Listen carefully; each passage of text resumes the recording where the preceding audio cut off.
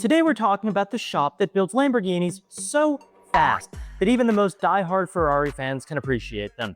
Underground Racing, or UGR, builds the fastest Lambos in the world. They may not have been the first, but they are undoubtedly the best. Over the years, their cars have dominated in competition, becoming one of the most awarded names in all forms of straight line racing, whether it's standing, whether it's roll racing, quarter mile, half mile, even 1 mile. Today, we are going to take a look at where UGR started, their journey to where they are now, and of course, where they are now, including their history and some of their notable builds and records. So, if you like tuned exotics that pump out stupid high, we're talking 4-digit horsepower numbers, stay tuned. Now first, we're taking a look at the history of UGR. And Underground Racing was founded in 2003, 22 years ago, by two brothers, KC and Kevin Howeth. Before this, the older of the two, Kevin, had built himself a reputation as a pretty darn solid Mustang tuner in the Charlotte, North Carolina area. In the late 1990s, he would work on his buddies' cars in his spare time, doing some light modification work. Soon, KC would follow suit. The brothers were involved in the street racing scene in Charlotte, allegedly, if the statute of limitations has expired. They earned a name for building some of the fastest cars in the area. They were most acquainted with, of course, the Ford platform, given their history with Mustangs, working on a few Saleen Mustangs at the time. After working in this market segment on the Mustangs for a few years, it made sense to try to take their hobby and make it into a business. They built a website, undergroundracing.com, which surfaced in 2001. Originally, this was not meant to promote their services, but rather it was a private, password-protected forum to organize street racing in the Charlotte area, hence the name. It wasn't until a couple of years later when they thought, hey, let's do something with this. And in 2003, they officially made Underground Racing into a business, acquiring a shop space to work on customer cars. Now, no promo was needed for them as they had already built a really solid reputation by this point in time for building some pretty quick cars. There's not a huge circuit racing or time attack scene in North Carolina, and this is reflected in their builds. After all, the nearest road course is quite literally across state lines. In a universe where UGR was founded in Southern California, they may have been focused on setting the lap record at Buttonwillow, but given their geographic placement, it was all about straight line performance.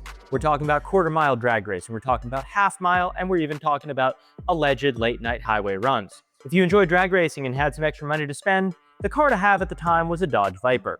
The second generation Viper launched in 2003, featuring a naturally aspirated 8.3 liter V10 that pumped out 500 horsepower. This was great and all, but the Howeth brothers saw it and thought, well, hey, what if we stuck some turbos on it? So that's exactly what they did. And it wasn't too long after that before they were the go-to shop for building drag Vipers. Their main clientele was Viper owners by 2005. They could get these cars up to about $1,500 at the tire on C16, which was absolutely bonkers for the early 2000s. Now, occasionally, from time to time, they dabble with other stuff, Supras, Vets, and Evo here and there. They probably couldn't imagine the changes that were coming to their shop in the next 5 years. So how did UGR transition from Vipers to Lambos? Well, the Gallardo. It debuted in 2004, and for the first few years, UGR didn't even have one come through their shop. The first twin-turbo Gallardo was completed only a year after launch by a shop called Hefner Performance. It seems that UGR didn't really pay much attention to the Gallardo at first, at least not until 2008, when a return customer who previously had them build his Viper brought in his 05 Gallardo. In his words, they did an awesome job with the Viper. The car was super drivable. The last point, drivability, would become a big staple of their builds and something we're going to touch on a lot more later. Given their experience, the customer trusted UGR with his Lamborghini, and from here, we can see the progression. They went from basic Mustang drag builds to Saleens to Vipers, but Lamborghinis were a whole new level.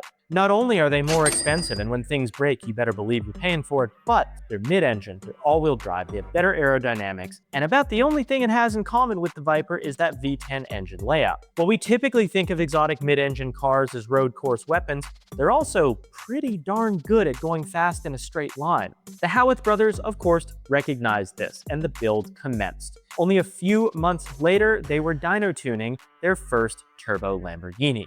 You can see the car being dyno tuned in UGR's very first YouTube video from 2008. And the car put down a staggering 1,026 wheel horsepower on pump gas in its first iteration and would continue to be developed in following years. While the brothers had some crazy builds under their belt, this one blew them away. It made over 1,000 horsepower at the tire on pump gas and was still fully streetable. A few months later, this car would go on to set a quarter-mile record, Lamborghini specific of course, becoming the first Lambo to run a 9-second pass. It still wasn't as fast as some of their Vipers, which could run deep into the 8s, but it was the quickest Lamborghini at the time, and people took note. One thing led to the next, and not much longer, UGR was the go-to shop for Lamborghini tuning. People would ship their cars across the country, heck, across the world, just to have them built by UGR. And for the last 17 or so years, since 2005, they've been doing just that, building really freaking fast Lamborghinis and setting records in them. The only thing that's changed is the tech that's available, both from the factory and the aftermarket, allowing for progressively, iteratively faster cars year after year. They've also experimented with some Ferraris and more recently the Audi R8 platform, which is obviously just a Lamborghini, but they're still primarily a Lamborghini tuner. Their slogan says it all: world's fastest, street legal, twin turbocharged Lamborghinis. No fluff, super simple, but kind of just says what they do, right? So what makes underground racing so successful?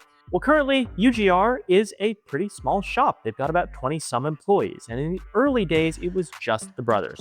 Sure, only 2, but they made quite the team, with Kevin specializing in tuning while Casey did the fabrication and mechanical work. Really, that's kind of all you need to start turboing cars. Now, there's a number of shops that build turbo Lambos. There's Hefner, there's AMS, there's Sheepy, there's a whole bunch of other ones. But the reason why you might have heard of UGR but not the others is because they do a pretty good job at marketing. Creating a forum, whether they plan to start a business or not, was a genius move.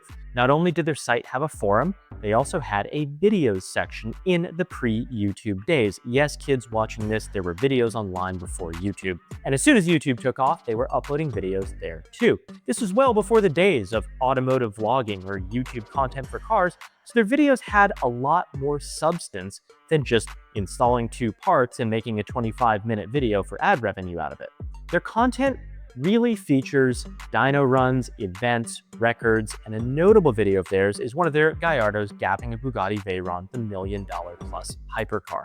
Everyone thought the Veyron was the fastest thing on the planet until it lined up with a UGR Lambo, and that video, of course, catapulted them into the limelight. Obviously, they've made a ton of SEMA appearances and most recently have fostered a pretty spicy rivalry with another shop. Now, the brothers pride themselves in building cars that retain the original driving characteristics, full interior in most cases, air conditioning, and other niceties that a lesser shop might delete in the name of going fast. This makes a lot of sense because if you're spending $250,000 or more on a Lamborghini, you probably want it to be more than a dedicated track car. Sometimes UGR will add a cage and a parachute, but only if the class requires it and the customer wants it. Note that UGR competes exclusively in street car competition records and the cars that set them. Marketing your stuff is great, but building the fastest and quickest cars is effectively free publicity. People love talking about this stuff. And while they may not have been the first to turbocharge a Lamborghini, they certainly are the best. And so here, we're going to cover a few of their most notable achievements, plus the cars behind them. If you've ever turned on 1320 on YouTube, you've probably seen these cars. But like we said from the start, UGR is all about straight line competition, ranging from standard quarter-mile drag racing all the way up to the Texas Mile, with the thing they are most well known for is the rolling quarter at something like Texas 2K. The coolest thing, these aren't just customer cars. The brothers actually compete alongside customers, allowing them to do R&D on their own cars. Now, some events that they've set records at are Wanna Go Fast and Shift Sector, but where these super high horsepower Lamborghinis really shine is roll racing. I've mentioned Texas 2K a number of times, which is called the Super Bowl of street car events from 2017 and onward. They compete in both the roll and the drag class. However, these cars do tend to be a little bit better suited to roll racing, sometimes with 2 UGR vehicles, actually most times, meeting in the finals. They've held Huracan and R8 records such as fastest standing half mile, fastest standing quarter, and fastest quarter mile rolling. Even more impressively, they've held all 3 at the same darn time and dominated them going back to 2010. notable cars from UGR. The first one we're taking a look at is their 2002 Dodge Viper GTS. This was, of course, a twin-turbo build that I did touch on earlier, making 1,546 wheel horsepower out of an 8-liter V10 6-speed manual transmission. This was the first 7-second Viper on the planet, running a 796 at 186 miles an hour. And back in the Viper days, this was probably one of the most iconic builds on the planet. It was featured in magazines, videos. If you could put a car in it, it was there. This one was twin turbo, but they did also supercharge Vipers. Now, currently there are Vipers pushing north of 3,000 ponies, but remember, this car debuted in 2006, 19 years ago. Now, the next one we're talking about is an 06 Gallardo. This one made north of 1,500 wheel horsepower. We couldn't find an exact power figure, but it's a lot. This was the first 9-second Gallardo in 2008, running a 997 at 159 miles an hour. It pulled 241 miles an hour in the standing mile in 09 as well, and this was UGR's first Lambo build. It started around 1,000 at the tire, but over the years it was turned up and up and up to 1,500 plus as technology became available. They already built much faster Vipers, but given the lack of development at the time on the Gallardo platform, this was a super impressive car nonetheless. Jumping forward to the next generation of Lamborghinis, we have a 2014 Lamborghini Huracan LP610-4, meaning it's an all-wheel drive model. This one made over 2,000 horsepower and is the start of the modern Lamborghini arms race. This is a built 7-speed DCT transmission and was the first 7-second Lamborghini on the planet, running a 780 at 187 miles an hour back in 2016. It also pulled 233 miles an hour in the standing half mile. This time, UGR was first to the punch. The Huracan was introduced in 2014 to replace the aging Gallardo, and before the end of the year, UGR had turbocharged it. This red LP610 is a shop-owned development car, meaning UGR actually built and blew up their own car. Despite sharing the same engine as its predecessor, the Huracan has a bunch of advantages, mainly a factory 7-speed DCT to replace the aging 6-speed manual or the disgusting, awful, terrible E-gear. Right out of the gate, their first Huracan showed how much potential this platform has. Now, the next one we're taking a look at is the 2021 Lamborghini Huracan STO. The STO, being a track weapon out of the box, was turned all the way up to over 3,000 horsepower. This one had a 5.2-liter V10 with a billet block, a pneumatic shifted sequential with billet gears, R888 tires, which you can buy on our website, by the way, fastest and quickest street draggy 60 to 130 in 2.31 seconds, half mile at 250 plus miles an hour in 2024, and the TX2K roll race record at 246 miles an hour. This is the most ambitious project out of UGR yet. The big difference between this and the previous Huracan is the billet block and sequential shifted transmission. It seems that they finally found the limit of the DCT. Back in 09, their first Lambo was able to go 240 miles an hour in the standing mile, and this car was able to go 250 in half the distance. Think about that for a second. Still, even with these crazy speeds and horsepower numbers, the owner of this car asserts that it is still completely street drivable. It even set the record for the fastest street draggy time in Mexico, right? From 60 to 130. The next one we're taking a look at is the 2017 Audi R8. And if you're not familiar with these cars, the R8 is basically a Lamborghini, but without the Raging Bull badge on the front and about $100,000 less. This one makes over 3,000 horsepower as well, 5.2-liter V10 with a billet block and a Dodson-built 7-speed DCT. This is the fastest / quickest Audi R8 Huracan at the moment. It's the first 6-second R8 / Huracan, 694 at 218 miles an hour. The R8 and the Huracan are the same car. It's the same V10, so it's not surprising that UGR also started building the R8 platform at the same time. At the time of writing, one of their R8 builds did just set a quarter-mile record, and these are just a few of the most notable records from UGR over the years, although they've set many, many, many more since they're kind of just the go-to guys for Lambo tuning. Now remember, all these cars have full interiors and are completely street drivable, probably not legal. So to wrap it up, you really can't touch UGR when it comes to building exotics. Will a new challenger emerge to start taking wins and records off of underground racing? Maybe, but if that happens, you can rest assured that they will come back the next season with something even better. These guys are super talented at what they do and really competitive, and you can better believe that they will be setting records until the day they retire. And while we can't help you twin turbo your Lamborghini, that's kind of what UGR is for, right? We can certainly help you with wheels for it. Or if you don't own a Lambo like the rest of us, that's all right, because we've got wheels for just about everything you can think of. We've got brands like Rotiform and ADV1, so you can make your Audi S6 kind of feel like a budget Lambo, although it probably won't be as fast or mid-engine and girls will hate it, but there you go. Head over to our website to find your perfect wheels. Thank you all so much for watching. If there's a shop or brand or car or anything you want to see us cover in the next one, drop it down below and I'll see you then.